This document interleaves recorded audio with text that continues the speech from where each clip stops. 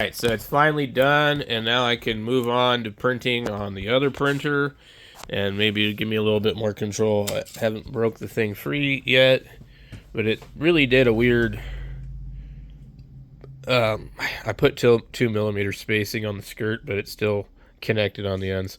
Anyway, these usually come apart pretty good on these prints, but I have also used a different temperature this time, so we'll have to see. Okay, so let's see. So what I don't like doing is having like they're really hard to remove. There was a little bit of problems here when it first started printing. The hard to remove stuff where it leaves behind stuff and it just ends up looking really nasty. That broke away pretty clean. There's not too much crap left behind. So this is part of the reason why I wanted to add more stuff in there. And usually what I'll do, if it doesn't want to come out like that, I won't push on it too hard.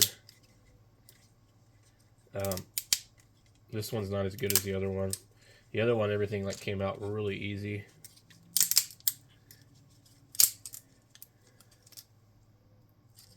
Yeah. This one's not being as nice. So the more things that you put here, you know, the easier it will be to clean it later because, you know, having to print those supports. So, we got one here.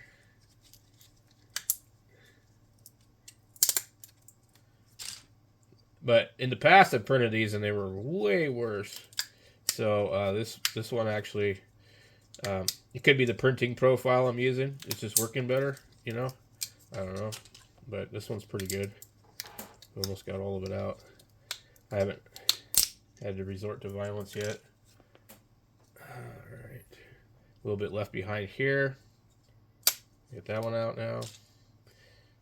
Also, letting it cool off a little bit, I think, makes a big difference. This one turned out pretty good. It still did get that artifacting here where it is kind of narrowed. But, I mean, all in all, I think compared to, like, where's my other ones? So the first ones, they're on the radio, and they're not that good. So these two here, I mean, all in all, I think they're better than that one that I printed on the old pyramid printer. So, this should make a nice set of protection rails for somebody. So, you know, I'll clean them up a little bit more, but I'm just going to give them away, so it's not a big deal. You have that on that side, and then you have that on that side. You know. It is what it is, but, oh, we got a couple pieces here to remove. The one here is either not there or just didn't fill in. So, yeah, if I can figure out how to straighten these and stuff like that, then I'll print some like that. I'm going to have to see if I can maybe manipulate it in FreeCAD. I don't think there's a way to do it in tinkercad. I'm also working on just completely redoing the whole thing so that I can have it exactly how I want it. It's just a flat piece of plastic that needs to clear the radio in a couple of places, and then you need your screw holes to be a certain depth, and outside of that, it's not like super complicated. So the idea is to protect the radio, have something to strap to the radio so you can put a tuner on top of the radio. Alright, so here is my radio with the rails on it. Some of the first ones I ever printed. One of the rails was printed by my friend Kostin. He printed like 2 of them or 1 of them. They were in halves. And then I printed the other one, and there's some layer shifts and things like that. The lines go this way because they're printed flat. So after I printed those, I printed this one, and I forgot to add supports, and this one actually came out better than these ones. If you look, you'll see they're different. But so we're gonna make a bunch of changes now that I have the radio in front of me. I'm gonna take some measurements and do some different things. And so what I want to do is I want the radio to sit off the ground on the rail. Okay. So we're going to change this completely. Okay. And also, like the other guy was talking about, the rails do not protect the vulnerable antenna connector. The microphone comes out through here. Regardless of what you do, you cannot remove the faceplate on this radio once the rails are on there, whether or not they come out straight like this or not. The design is kind of cool having them over here, but I think what can be done instead is offset the rails a little further off of the radio. That way they're not flush up against the whole entire side of the radio.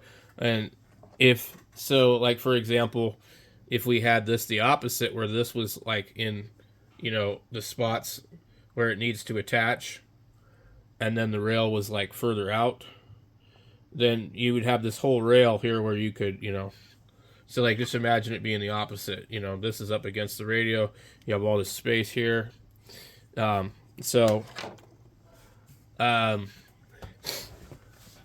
We wouldn't exactly do it like that, but the thing is, like, basically, the way that the rail sits on here, I want the rail to extend past this, okay?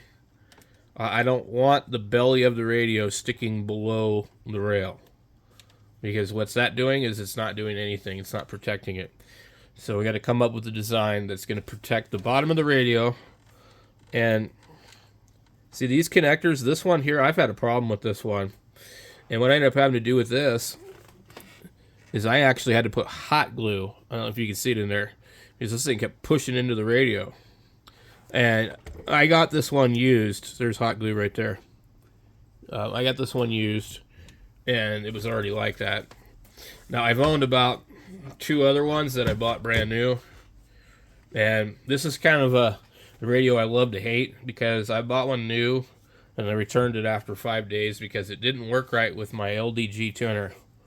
It was just lots of trouble. I couldn't get it to work like it would with an ICOM. So, we're going to go ahead and pull some stuff off of here. Also, have this integrated in here. Some of these tuners that you can do, you can get a battery kit for. But with this one here, I'm just using the cord and my hobby connectors. So I've got, this is bungee cord, by the way. So this is tied onto the side of the radio right here. I got this other cord here. I need to remove it because it's not really holding anything. And it's not important. I just kind of left it on there. So basically,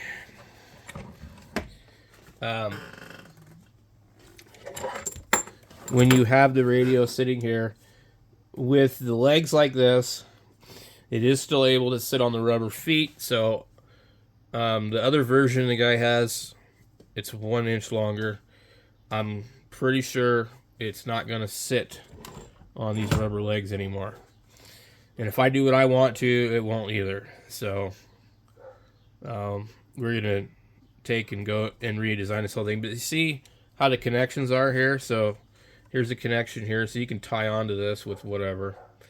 So it is cool. It's tactical, blah blah blah. But it's not 100% necessary. So there's some screws right here, and they made cutouts for that in the rail, which is right here. And they made little spots, he said, for rubber bumpers. And then he decided that it was not necessary. I would actually just put risers right here and elevate this.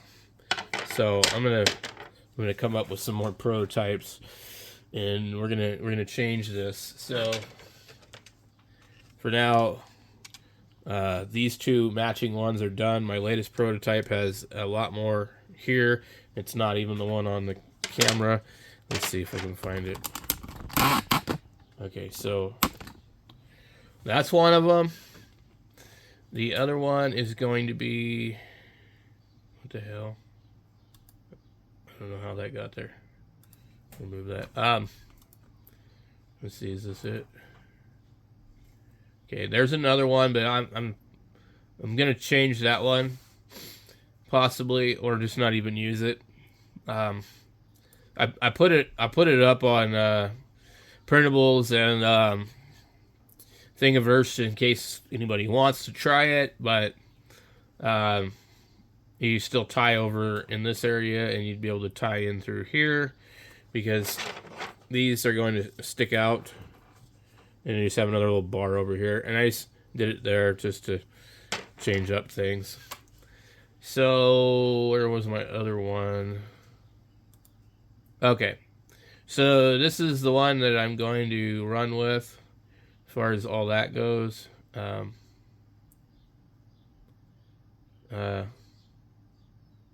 me go. So with this one here, you've got 3 pieces down at the end. You've got 4 in the middle. And give it a little bit more structure. You can reach in there and tie stuff. You could put a strap in between here. I mean, like, you could do a lot of different stuff. And less material wasted on printing supports. Maybe not. I don't know. But it makes it easier to print, I think. And it makes it a little bit more rigid. I mean, these ones here, these are 50%. I can twist them like that. This one's 50%. Or maybe not. It might be 75. It feels a little stiffer. These here, I think, are 30 or 20. I don't even know. But,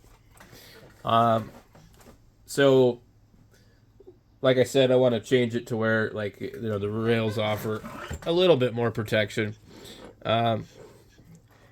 They're not going. I want them to at least bare minimum go down to here on the pan. So anyway, I'm gonna get busy with that. We'll catch you guys later.